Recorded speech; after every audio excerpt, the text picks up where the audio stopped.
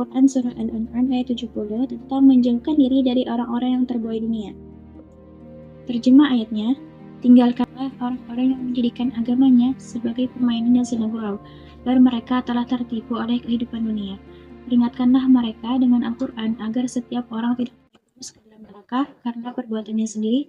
Quran Surah Al-An'am ayat 70. Pada ayat ini terdapat 2 poin penting. Yang pertama, terdapat perintah untuk tidak bergaul dengan orang-orang yang mempermainkan agama dan juga orang-orang yang terbuai dunia, agar kita tidak terjerumus ke dalam perbuatan tersebut dan juga tidak ikut berdosa. Yang dimaksud dengan orang-orang yang mempermainkan agama yaitu orang-orang yang tidak bersungguh-sungguh dalam beribadah, misalnya orang-orang yang berpuasa di siang hari tetapi mereka secara terang-terangan bahkan bangga melakukan perbuatan dosa, misalnya pacaran, atau orang-orang yang taat jika menguntungkannya saja, misal demi popularitas, orang yang beragama atau mencuci agama, atau orang yang menjokes tapi dengan maksud menghina agama, atau orang-orang yang menyalahgunakan dalil atau ayat atau potongan ayat untuk membenarkan perbuatan buruknya. Yang kedua, yang dimaksud dengan orang-orang yang terbaik dunia yaitu orang-orang yang menganggap kekayaan itu adalah segalanya atau penyelamatnya, atau orang-orang yang terlalu cinta dunia.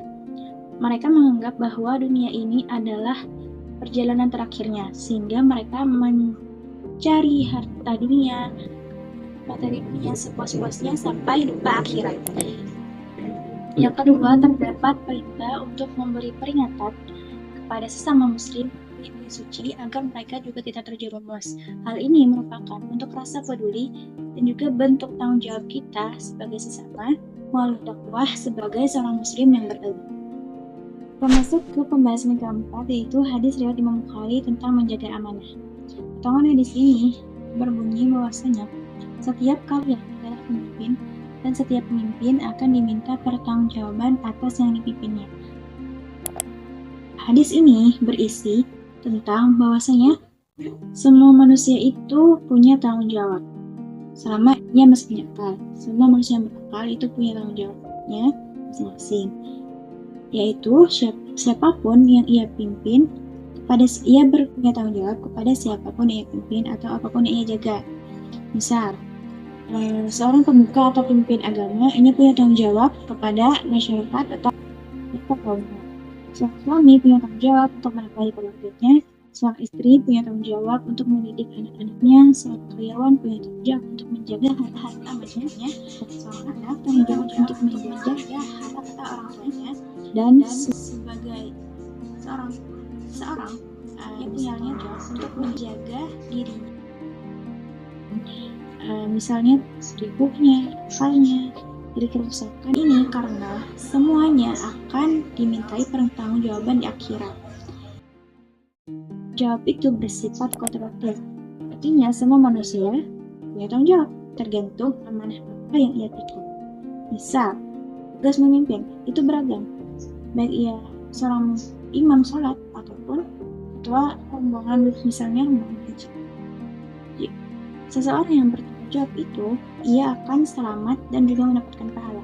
Tetapi jika seseorang tidak bertanggung jawab, maka ia akan celaka dan juga disiksa, karena ia berdosa karena menzalimi orang lain dan juga karena ia tidak bisa mempertanggungjawabkan perbuatannya di akhirat.